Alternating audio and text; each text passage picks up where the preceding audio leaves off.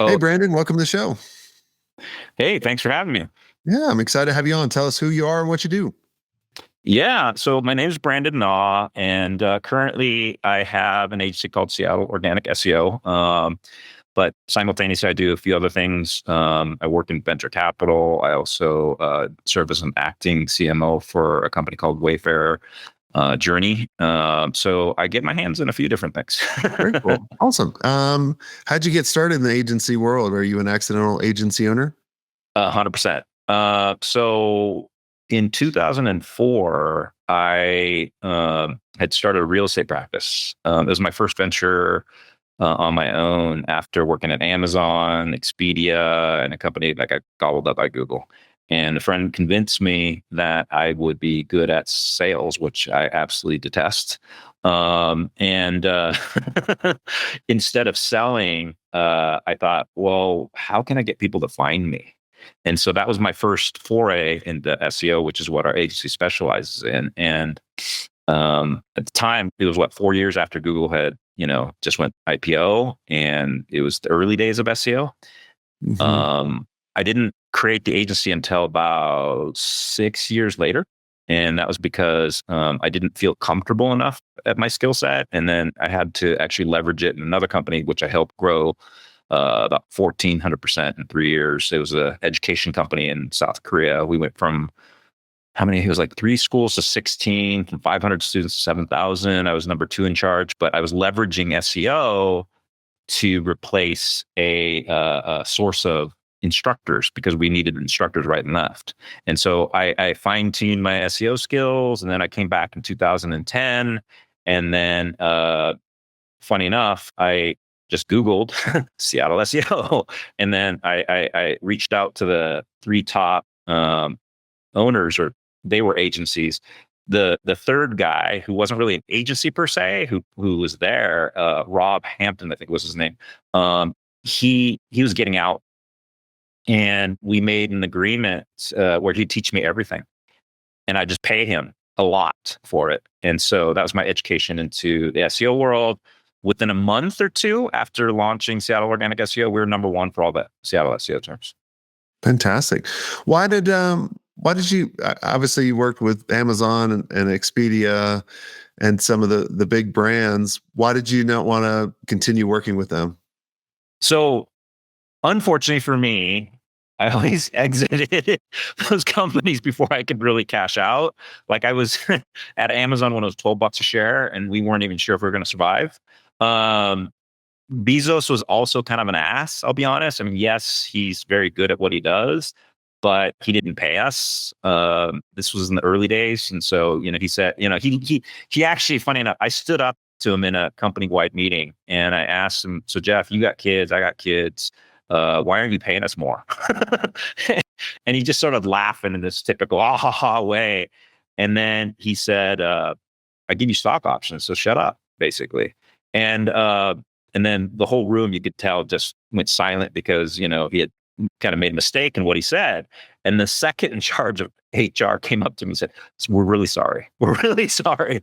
But that was Bezos, and working inside of there, I just saw Barton, actually, the founder of Expedia, on a podcast, and I remember being in meetings with him as well.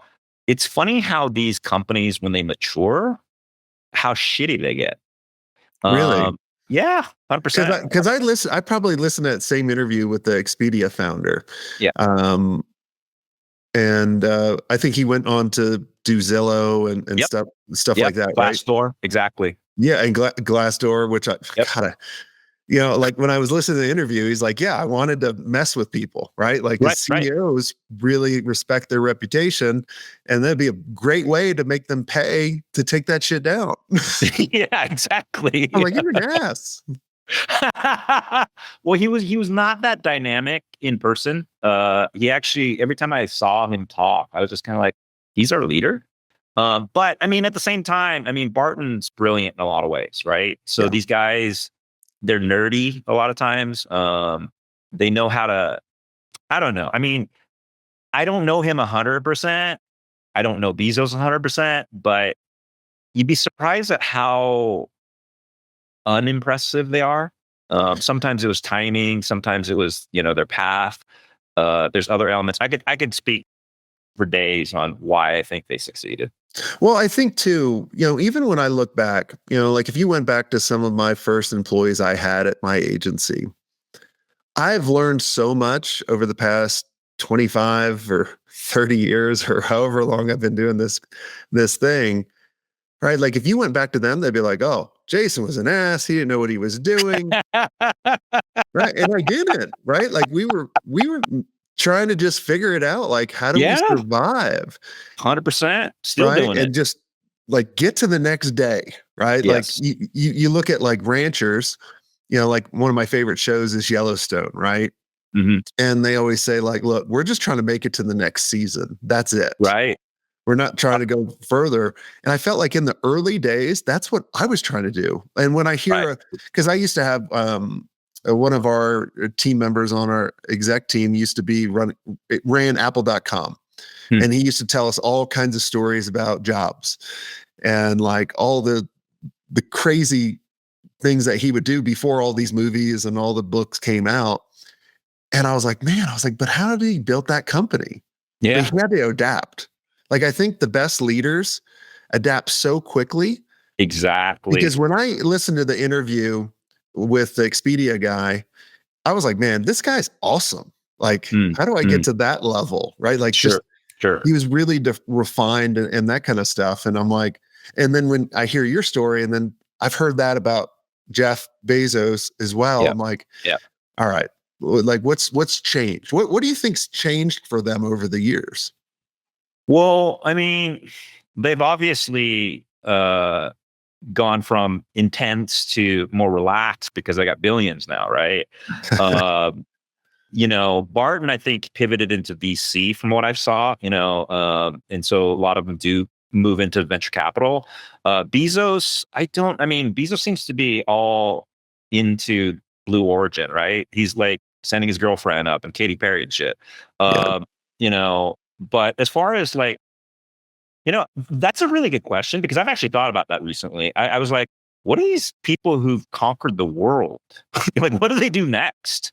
yeah. They got plenty of years. Even Obama, for example. Like, what do these guys do? And I can't say I know 100%, but they're the type that I would argue are going to continue to try to trailblaze in some way or another, right? But then again, I might be wrong because when I listened to that same interview that you're talking about with Barton, it sounded like he's just taking care of his health. He took care of his kids. Now he's just, catching up on the news every morning. It's on Tim Ferriss, I think. That's what I was listening for. It was Tim Tim Ferriss's Ferriss? podcast. Okay, yeah. Exactly. Right. Exactly. I actually re-listened to it recently too, because again, it's always funny to hear their perspective on a podcast and then experiencing it in real life. Mm-hmm. Yeah. Well, I think now I'm not even close. I don't have billions. So like, please, everybody listening, like this is only going to be from my little perch. Okay.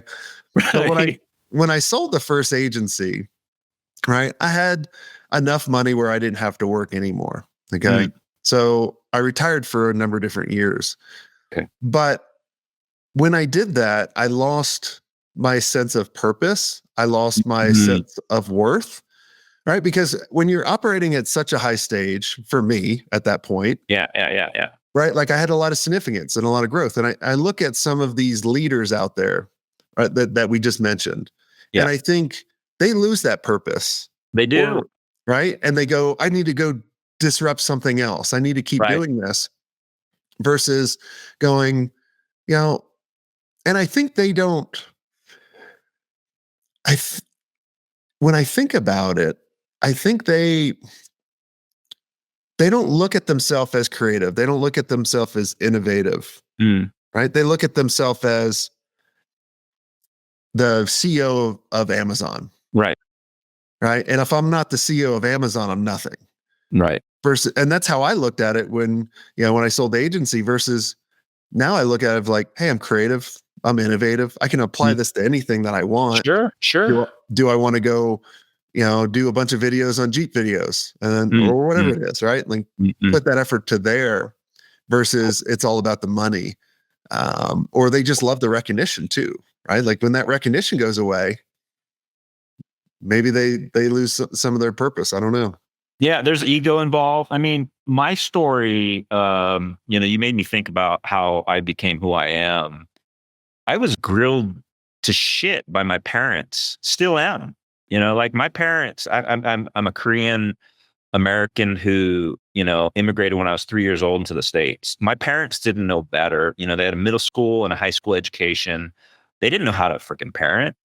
So what they ended up doing is they literally, they did the typical tiger parenting or whatever, got me into college. I chose, funny enough, a school that didn't have as good of a reputation as the school I got into. I got into two good schools, but the one with the better reputation was bigger. So I was like, I'm not going to go to some school that, had like 500 students in the freshman class. I'm going to go one where they take care of me. Well, that was a big fucking mistake, in my opinion. Like I was coddled, right?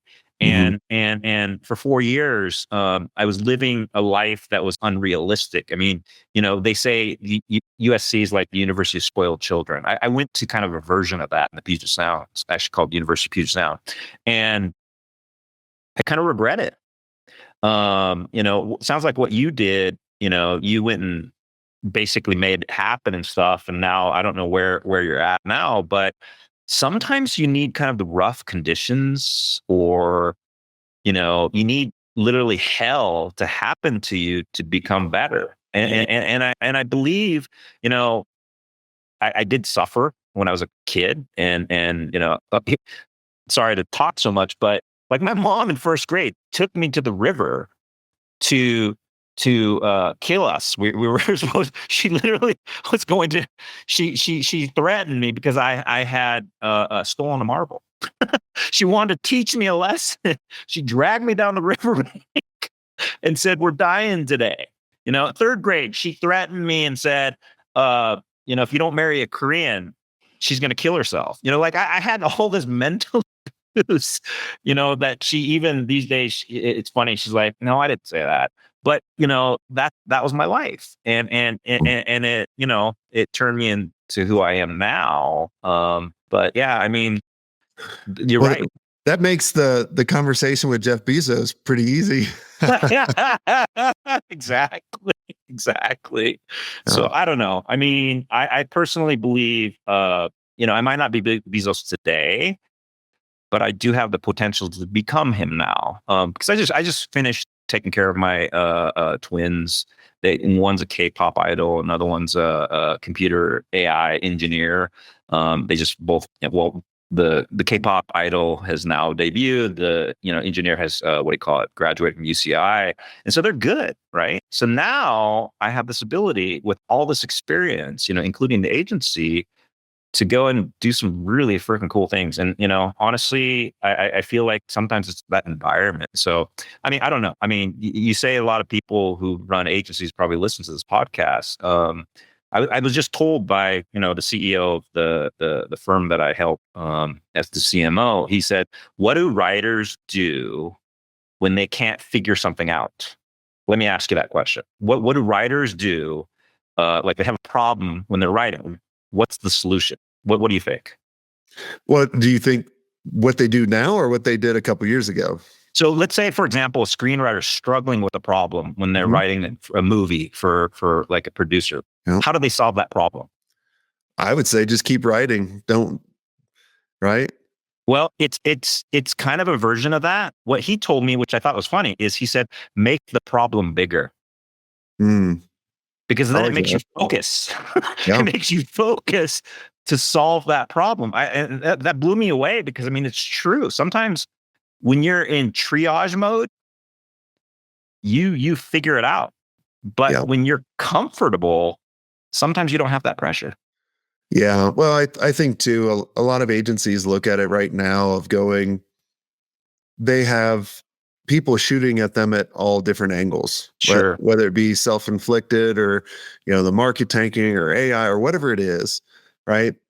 They're just so clouded by kind of the fog of war that they're not able to really kind of figure out what's that big one that I Yeah. need to make bigger in order to solve that, right? Um, and when you start to get like you said, get laser focused. Like Yeah. you find that problem and you Yeah. make it even bigger. Like you're going to find a solution, You have right? to. Because you're going to test it out, Yeah. right? Yeah. Like Yeah, it may 100%. take you 10 times or it may, like I was watching the Masters tournament a couple weeks ago and Mhm, mhm. Rory McIlroy or it was like he won it on the 16th try. Like, Mhm. come on, man. Like that's awesome. Right. No, that's awesome. Seriously. Yeah. I totally agree. Right. Um, I do want to switch focus a little bit. I want to talk Okay. about like you've been in this SEO world for a long time. Yeah. And I find myself and so many other people not even going to Google to do Google searches anymore. No, I completely agree. A friend of mine, he has a startup. He finishes a computer science degree over at Duke, and he now runs, I think it's a mental health startup, but he had posted on LinkedIn about a month or 2 months ago. I can't remember. He said, you know what? Google's not in my, you know, like vision anymore. I don't use Google anymore. I just use AI. Right. And I kind of made fun of him a little bit because he's a friend. I said, hey, that's what you think. Like you think that everybody's using AI because you're smart as fuck. I mean, this guy has an asteroid named after him. Like he's so brilliant. Like I could speak for hours about how great he is. But I was thinking, no, you're just making an assumption because you're smarter. Like you operate at a different level, right? Hmm. But then fast forward 5 weeks, I'm like using AI every day, Hmm. like for everything. And I would agree, like Google, but that's why Gemini just came out, in my opinion, is with 2.5 rather. Yep. Yep. Yep. I like that too. I even look at, I read a study that HubSpot blog traffic is down by 80%, Oh yeah, I could totally see that. Well, there's a right? theory that I heard recently, which maybe some people have confirmed it, but Google's trying to figure out like what content is AI driven, right? So if they see that your website or your agency is constantly producing AI generated content, and Google can figure it out, they might penalize you like in the old days. Mm, yeah. Yeah. I don't know. I just, when I go on the web to do search, I use like ChatGPT Sure, and, or even if I did go to Google, it's going to have the Google summary at the very top that's AI, exactly, generated, right? exactly. And then I'm like, oh yeah, versus just clicking on a website. I don't know. It's just it's fascinating to me that you know. I mean, I started my agency before Google, Sure, right? sure, Like, sure. and then Google came out maybe 2 years later or 3 years later. I can't remember. Like we started in '99, and maybe Google was '03 or '04. And it was really interesting to see how that changed everything. Sure. And now, like with the change of AI and being able to create AI agents, or Yeah. Gemini just released their gems, I think it's called, Yeah. which is really pretty sweet. It's just it's a fascinating time that we live in. And I Oh, just hope everyone's, leveraging all this. yeah, 100%. No, I mean, I feel like right now is an arms race because you have Manus, you have DeepSeek, you have Perplexity, you have Anthropic's Claude. You have all these specialized AIs. You have people building their own AIs, and it's crazy. I mean, like I just joined an AI agents group. Funny enough, because I had talked about you're probably familiar with X Spaces, but I just went there to have a conversation with a few friends of mine that were doing a AI mastermind. But funny enough, X's Spaces wasn't working that day, so I connected with another friend, and she happened to have this group of 120 people. That I mean, these are the geekiest, the nerdiest people in the world, but they are so fucking brilliant. Like they are just and the stuff that they're talking about. So I feel so lucky that I got involved in this. But yeah, you need to, in my opinion, you need to coalesce because this stuff's coming at us really, really fast. Yeah, well, that's awesome. Well, Brandon, this has been a lot of fun having you on the show. Is there anything I didn't ask you that you think would benefit the listeners listening in?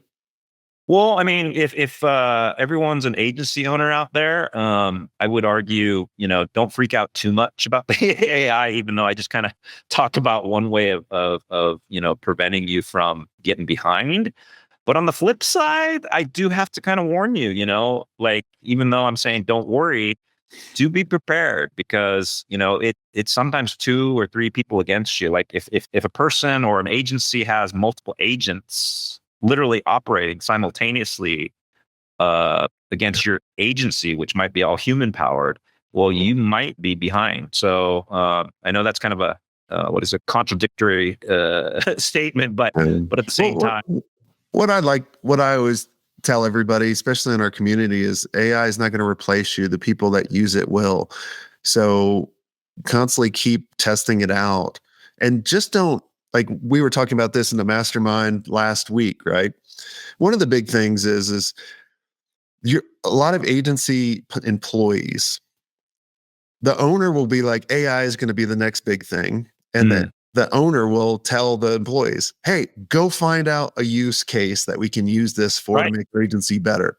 right, And a lot of the employees are like, I hate change. That's why I'm an employee. I don't want exactly, to, right? Like, I exactly, don't want this to affect my job, but it will. And right, so they're like, oh, the owner's just going to try to find a replace me. And they look at this as threatening. So then you task your team to go do this. They right, don't do it because they're afraid they're going to lose their job. Now yeah, you as a whole company and an entity is behind the ball because you put it off. And exactly, so I look at it as you as an owner need to bring in people that love this technology. Like, and you'll know within your team, like if you have these supporting AI people, because they're already using it to do stuff, exactly, right? agreed, Like agreed, I've created so many AI agents to help us out, to write scripts, to, not just going to ChatGPT and going, create me this LinkedIn post like this. Like I'm right, like deep training this on all the success stories, all exactly, of our branding guidelines, all the problems that our clients are having, right? Like really training this thing deep, in order to do this. And, that's one thing I just want to tell people is like, don't just put it off to your team that's already kind of going, hey, Jason, check this out. yeah, That's the one, the task for the AI, right? Because they're already using it. They're already exactly, supporting it. They're going to be exactly, the biggest champions in AI because, man, it can replace a lot of people very quickly, right, but you can get ahead of this. So 100%. awesome. Well, Brandon, thanks so much for coming on the show. Everyone, if you believe that you want to be in a room with other amazing people that are talking about things like this and brainstorming and seeing the things you're not able to see, we'd love for you guys to join our community. Make sure you go to agencymastery.io. And until next time, have a swank day. I hope you enjoyed this content. If you want more content like this, make sure you click on the link on the screen or check out your most popular podcast platform where the full episode is there. And until next time, have a swank day. What are you doing? Go check it out. Click on the link. I'll see you soon.